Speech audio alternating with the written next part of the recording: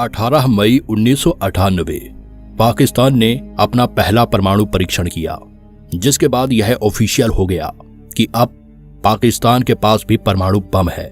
भारत 18 मई 1974 में ही अपने परमाणु बम का परीक्षण कर चुका था।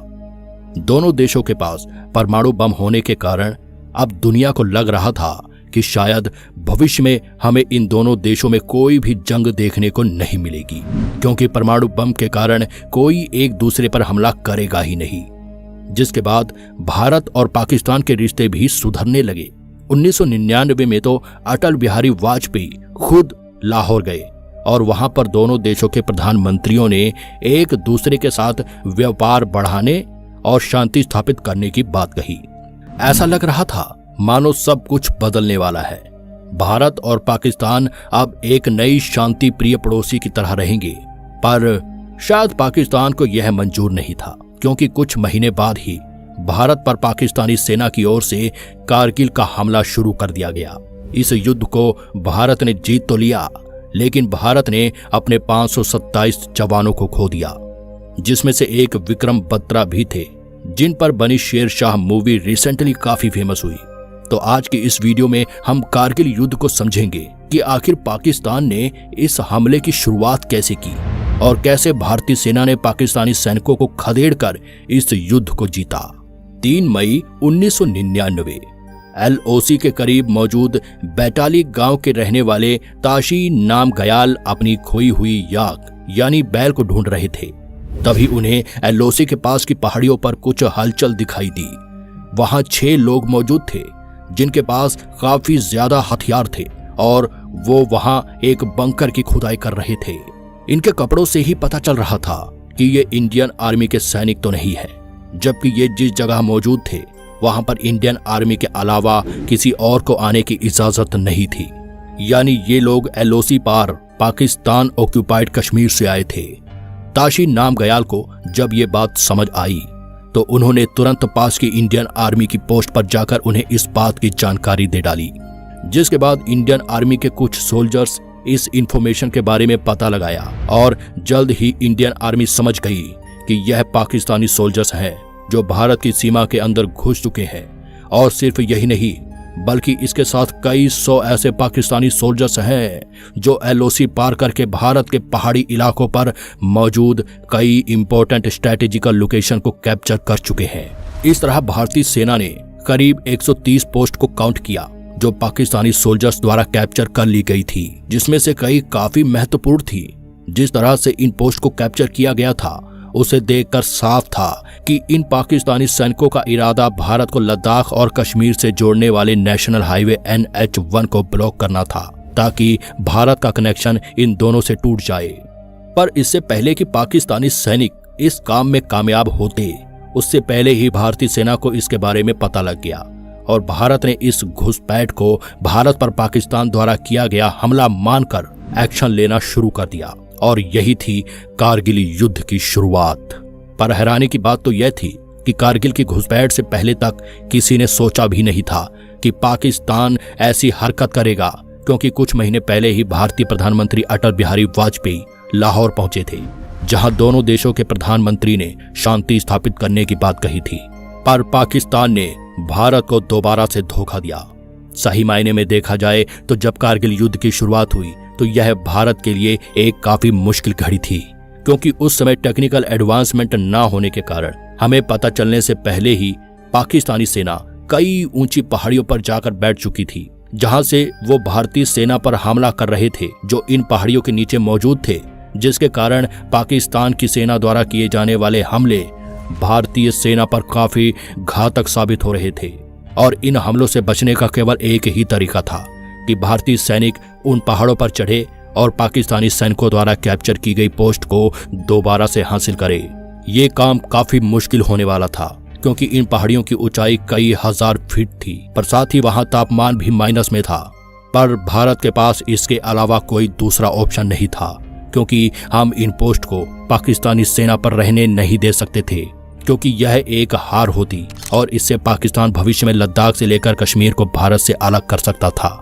इसीलिए इन सभी स्ट्रेटेजिकल इंपॉर्टेंट पोस्ट को वापस हासिल करने के लिए भारतीय सेना द्वारा ऑपरेशन विजय लॉन्च किया गया। इस दौरान मिशन को अच्छे से प्लान करने के लिए और पाकिस्तानी सैनिकों की सही लोकेशन को फाइंड करने के लिए भारतीय सरकार ने अमेरिकी सरकार से LOC की हाई क्वालिटी सैटेलाइट इमेजेस की भी डिमांड की, क्योंकि उस समय भारत के पास अपनी खुद की कोई एडवांस इमेजिंग सैटेलाइट मौजूद नहीं थी। पर अमेरिका ने भारत की इस मांग को रिजेक्ट कर दिया। लेकिन यहाँ पर भारतीय वायुसेना ने रिस्क लेते हुए ऊंची पहाड़ियों पर अपने जहाजों को उड़ाकर इन पाकिस्तानी सोल्जर्स की सही लोकेशन भारतीय थल सेना को दी। इस दौरान वायुसेना ने इन पहाड़ियों पर मौजूद पाकिस्तानी सैनिकों पर कई हमले भी किए, पर क्योंकि पहाड़ियों पर ऑक्सीजन की कमी होने के कारण वायुसेना अपनी पूरी कार्य क्षमता पर उड़ नहीं पाते और उनका पेलोड भी काफी कम हो जाता है। इसीलिए वायुसेना इस पूरे युद्ध में कुछ ज्यादा बड़ा रोल नहीं निभा पाई, जिसके बाद इस युद्ध को जीतने की सारी जिम्मेदारी भारतीय थल सेना पर आ गई।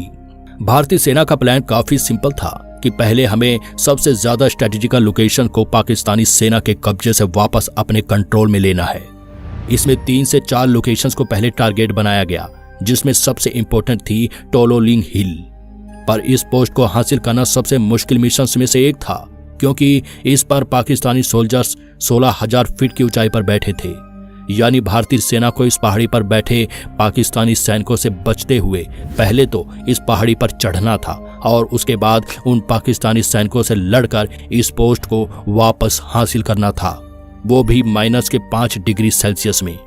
इतना ही नहीं, बल्कि भारतीय सेना को यह मिशन रात के अंधेरे में करना था, ताकि उन्हें चढ़ते वक्त ऊपर बैठे पाकिस्तानी सैनिक ना देख ले, क्योंकि अगर ऐसा हुआ तो उनके लिए नीचे से चढ़कर आ रहे भारतीय सैनिकों को टारगेट बनाना काफी आसान हो जाएगा।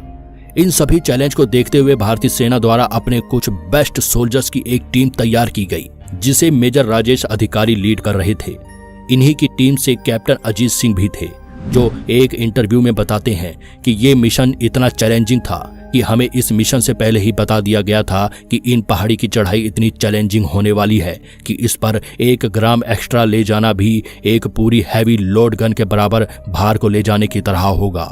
यहाँ तक कि सैनिकों को खाने या फिर गोलियों में से भी किसी एक चीज को ऊपर ले जाने को कहा गया था, क्योंकि इसी से इतना ज्यादा वजन बढ़ने वाला था कि खाना और बंदूक की गोलियां दोनों के साथ इस पहाड़ी की चढ़ाई को पूरा करना संभव ही नहीं था। इसीलिए कैप्टन अजीत सिंह और उनकी टीम ने खाने की जगह एक्स्ट्रा बुलेट को कैरी करना सही समझा। मेजर राजेश अधिकारी और उनकी टीम लगातार 11 घंटे चढ़ाई करके जब इस पहाड़ी के टॉप से केवल 15 मीटर दूर थे, तब टॉप पर बैठे पाकिस्तानी सोल्जर्स ने उन्हें ऊपर आते हुए देख लिया, जिसके बाद पाकिस्तानी सैनिकों ने उन भारतीय सैनिकों पर तुरंत फायरिंग शुरू कर दी, जिसमें मेजर राजेश अधिकारी और उनके 2 साथी शहादत को प्राप्त हो गए और इनकी बची हुई टीम को वहीं पहाड़ी के पास पत्थरों के पीछे छुपना पड़ा। इस दौरान इन पर काफी ज्यादा हैवी फायरिंग की जा रही थी। जब यह फायरिंग आर्मी तक पहुंची, तब इंडियन आर्मी ने कर्नल बासप्पा रविंद्रनाथ के साथ मिलकर 90 लोगों की एक टीम बनाई और इन सबको फंसे हुए सोल्जर्स के रेस्क्यू और हिल को कैप्चर करने के लिए भेज दिया, जो कि इंडिया के लिए बहुत इंपॉर्टेंट था। कर्नल रविंद्रनाथ ने अपने सोल्जर्स के साथ दोबारा से टोलोलिंग हिल की चढ़ाई शुरू की और 12 जून तक वो पहाड़ी पर फंसे भारतीय सैनिकों तक पहुंच गई, जहां उन्होंने सभी सैनिकों के साथ मिलकर एक नया प्लान बनाया, जिसमें कर्नल रविंद्रनाथ ने टीम को 3 हिस्सों में डिवाइड कर दिया, जिनके नाम थे अर्जुन, भीम एंड अभिमन्यु। इन तीनों टीमों के काम अलग अलग थे। पहली टीम का काम था कि वह सबसे आगे रहेगी और पाकिस्तानी सोल्जर्स पर सबसे पहला अटैक करेगी। दूसरी टीम का काम था पहाड़ी की दूसरी साइड से ऊंचाई पर बैठे पाकिस्तानी सैनिकों पर हमला करना और तीसरी टीम का काम था इन दोनों टीम को कवर फायर देना। प्लानिंग काफी बेहतर थी और इसके रिजल्ट भी मिले। भारतीय सैनिकों ने बहादुरी और समझदारी से सबसे इंपॉर्टेंट टोलोलिंग हिल को कैप्चर कर लिया।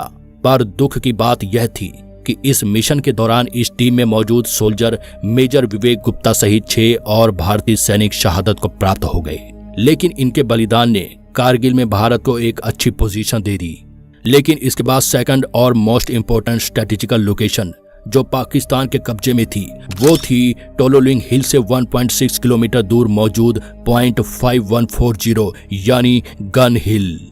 और इसके चैलेंज तो टोलोलिंग हिल से भी ज्यादा थे, क्योंकि यह पॉइंट पहाड़ी पर करीब 17,000 फीट की ऊंचाई पर मौजूद था, जिसके कारण यह पोस्ट कैप्चर करना और भी ज्यादा मुश्किल होने वाला था।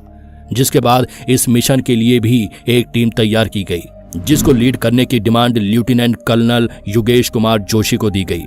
इसी टीम के अंदर 2 और ग्रुप तैयार किए गए, जिसमें पहले ग्रुप की डिमांड लेफ्टिनेंट शिवजी सिंह को दी गई और दूसरी लेफ्टिनेंट विक्रम बत्रा को। जी हाँ, वही विक्रम बत्रा जिनके ऊपर शेरशाह मूवी बनी है। दोनों ही लेफ्टिनेंट फ्रंटियर पर रहकर मिशन को लीड करने वाले थे, इसलिए उन्हें मिशन के शुरुआत में एक सिग्नल बनाने को कहा गया जो इनके मिशन की सफलता को दर्शाएगा, जो इन्हें हिल को कैप्चर करने के बाद जमीन से लीड कर रहे लेफ्टिनेंट कर्नल योगेश कुमार जोशी को रेडियो पर बताएंगे। और यहीं पर लेफ्टिनेंट विक्रम बत्रा ने अपना सिग्नल चुना, ये था दिल मांगे मोर। दोनों ही लेफ्टिनेंट ने अपनी टीम के साथ तरीके से प्लान बनाकर पॉइंट 510 पर चढ़ाई शुरू की और दोनों ने सक्सेसफुल तरीके से ऊपर मौजूद पाकिस्तानी सोल्जर्स को खदेड़कर इस पोस्ट को भी हासिल कर लिया। और सबसे अच्छी बात तो यह थी कि इस मिशन के दौरान किसी भी भारतीय सेना को कोई नुकसान नहीं हुआ। इस मिशन पर विक्रम बत्रा की बहादुरी को देखकर भारतीय सेना ने उन्हें तुरंत लेफ्टिनेंट से कैप्टन की रैंक दे दी। जिसके बाद में भारतीय सेना कई और मिशन चलाती है, जिसमें बची हुई कई इंपॉर्टेंट माउंटेन हिल्स को वापस पाकिस्तानी सेना से छीन लिया जाता है। इसी नंबर में से एक आर्मी पोस्ट थी, पॉइंट 4875, जिस पर भेजी गई सोल्जर्स की टीम को खुद कैप्टन विक्रम बत्रा लीड कर रहे थे। कैप्टन विक्रम बत्रा और उनकी टीम 8 जुलाई को पहाड़ी की टॉप पर पहुंची, जिसके बाद वहां पर मौजूद पाकिस्तानी सैनिक और विक्रम बत्रा की टीम के बीच काफी फायरिंग हुई, लेकिन अंत में विक्रम बत्रा और उनकी टीम ने पाकिस्तानी सोल्जर्स को हरा दिया और बचे हुए पाकिस्तानी सोल्जर्स पहाड़ी से उतरकर भागने लगे। विक्रम बत्रा ने भारतीय सेना को यह संदेश पहुंचा दिया कि यह पहाड़ी भी अब भारत के कंट्रोल में वापस आ चुकी है कि तभी उनका ध्यान उनके एक साथी पर पड़ा, जिसने धमाके में अपना एक पैर खो दिया था। विक्रम बत्रा जल्दी उसके पास गए और उसकी मदद करने लगे, लेकिन तभी जो पाकिस्तानी सोल्जर्स डरकर भाग रहे थे, उसमें से एक ने पीछे मुड़कर विक्रम बत्रा की ओर गोली चला दी, जो सीधा उनकी छाती में जाकर लगी, जिसके कारण वह उस दिन शहीद हो गए। लेकिन उन्होंने अपनी बहादुरी और अपनी टीम की मदद से भारत को पॉइंट 487 वापस दिला दिया था, जिसके बाद विक्रम बत्रा की इस शहादत के कारण इस पॉइंट का नाम ही बदलकर बत्रा टॉप रख दिया गया। इस तरह भारतीय सैनिकों की बहादुरी और प्राइम मिनिस्टर अटल बिहारी वाजपेयी की सूझबूझ से भारत ने पाकिस्तान के हमले को लगभग पूरी तरह असफल बना दिया था और अब भारत पाकिस्तानी सेना पर भारी पड़ने लगा था। अब क्योंकि पाकिस्तान के पास कोई ऑप्शन नहीं बचा था, इसीलिए उन्होंने हार को मानते हुए धीरे धीरे अपनी सेना को पीछे हटाना शुरू कर दिया, क्योंकि अब तक दुनिया भर के देश भी यह समझ चुके थे कि इस जंग की शुरुआत पाकिस्तान ने की है, जिसके कारण पाकिस्तान पर इंटरनेशनल प्रेशर भी लगातार बढ़ता जा रहा था। इसके अलावा भारतीय सेना के लगातार पाकिस्तानी सोल्जर्स पर हमले के कारण पाकिस्तानी सैनिकों की मरने की संख्या भी बढ़ती जा रही थी। इन सभी के चलते अंत में 11 जुलाई 1999 में पाकिस्तानी सेना ने अपने सैनिकों को वापस बुलाना शुरू कर दिया और बची हुई पोस्ट से भी पाकिस्तानी सैनिक वापस एलओसी के दूसरे पार लौट गए। अंत में 14 जुलाई को प्राइम मिनिस्टर वाजपेयी ने ऑपरेशन विजय को सक्सेसफुल डिक्लेयर किया और 26 जुलाई को कारगिल वॉर को ऑफिशियल खत्म मान लिया गया, जिसमें भारत की जीत हुई।